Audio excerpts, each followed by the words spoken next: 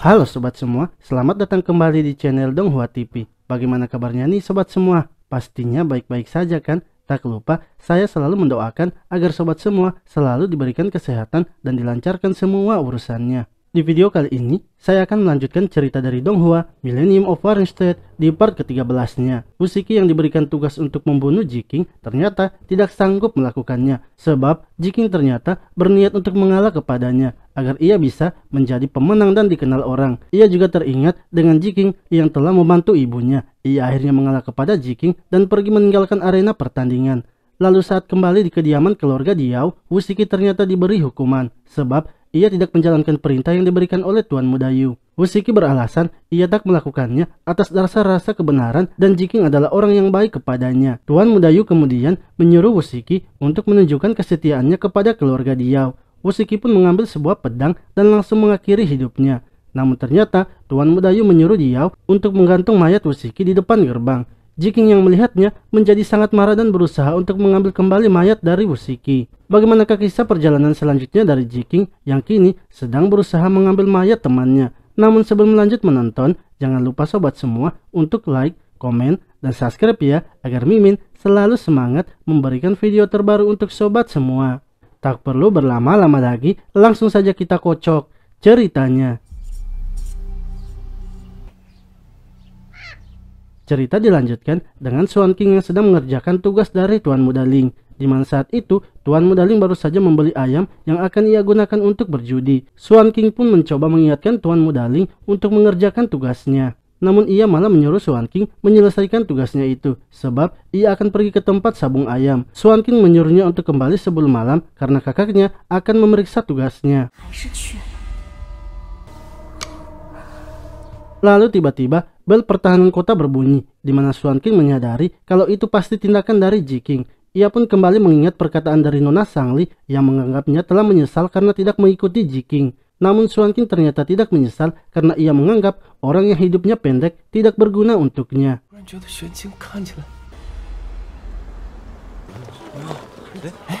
Sementara itu di gerbang kota, orang-orang pun mulai mempertanyakan identitas dari Jiking yang sedang menyamar. Cerita pun flashback dengan Jiking yang sebelumnya pergi membeli topeng. Akan tetapi, ia ternyata menempelkan topeng yang baru saja diangkat dari api ke wajahnya.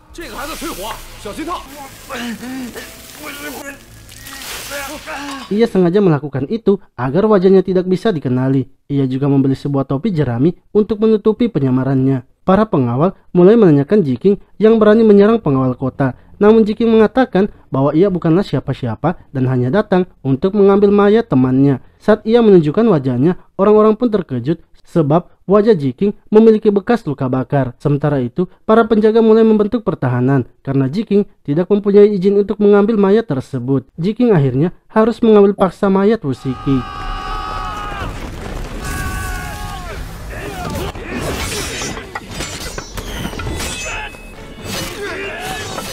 Jiking kewalahan melawan para penjaga yang banyak. Namun gelang Shaobonnya tiba-tiba menyala dan memberinya tambahan kekuatan. Saat sedang menahan serangan dari para penjaga, Jiking melihat bayangan dari Wusiki, sehingga membuat ia semakin marah. Jiking berkata bahwa Wusiki adalah pelayan yang sudah lama tinggal di kota Yongcheng. Ia juga setia kepada keluarga Diao serta jujur dan berbakti. Jiking pun tak bisa membuat pejuang kebenaran seperti Wusiki mati sia-sia.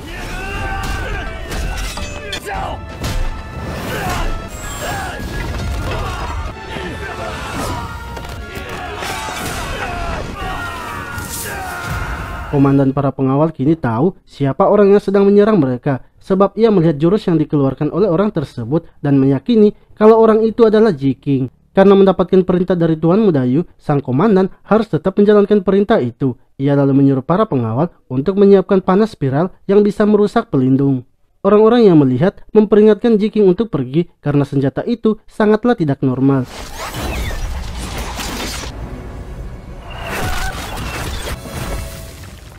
Jiking yang terkena oleh panas spiral kini tak sadarkan diri. Orang-orang yang melihatnya kini marah kepada para pengawal karena mereka menganggap Jiking adalah pejuang kebenaran. Lalu tiba-tiba gelang Shaobon Jiking kembali menyala dan memberinya tambahan kekuatan. Jiking akhirnya bangkit dan mulai mencabut semua panas spiral yang tertancap di tubuhnya. sang komandan lalu memerintahkan untuk kembali memanah Jiking. Namun salah satu pengawal berkata bahwa stok anak panah spiral hanyalah sedikit dan mereka sebelumnya sudah menembakkan banyak anak panah spiral kepada Jiking.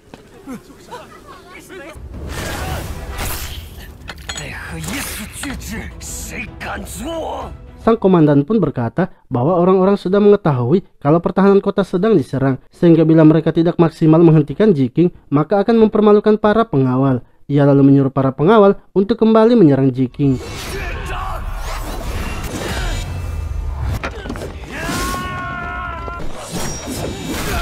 Jiking kemudian mengambil tombak dari penjaga dan melemparkannya di dinding. Dengan tombak tersebut, Jiking naik ke atas dan melepaskan ikatan dari mayat Wusiki.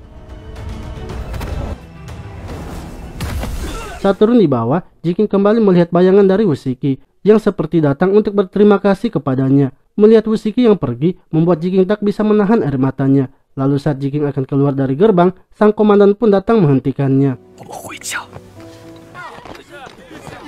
Ia berkata bahwa apa yang Jiking lakukan memanglah kebenaran dan menyerang pertahanan adalah keberanian. Ia juga sangat berbelas kasih karena tak membunuh para prajurit. Namun walau mereka bukanlah prajurit elit seperti yang lainnya, mereka juga tetap memiliki tugas melindungi kota. Jika Jiking akan pergi, maka hanya bisa perang sampai mati. Para orang-orang yang mendengarnya lalu tidak terima dan berniat membantu pejuang kebenaran. Mereka mulai menerobos penjagaan prajurit dan mendekati Jiking.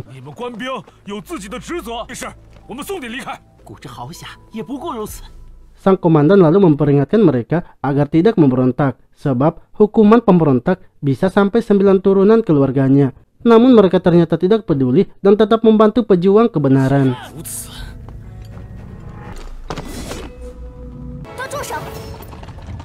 Lalu tiba-tiba Nona Sangli datang dan mengungkapkan identitas dari pejuang kebenaran, yaitu Jiking. Orang-orang pun kaget sebab Jiking adalah sang pemenang di ritual persembahan. Jiking mencoba mengelak kalau ia tidak mengenal Nona Sangli. Namun Nona Sangli malah marah karena Jiking sengaja berpenampilan seperti itu agar keluarga Sang tidak terlibat. Ia lalu mendekati Jiking dan menyuruhnya untuk mengikuti rencananya.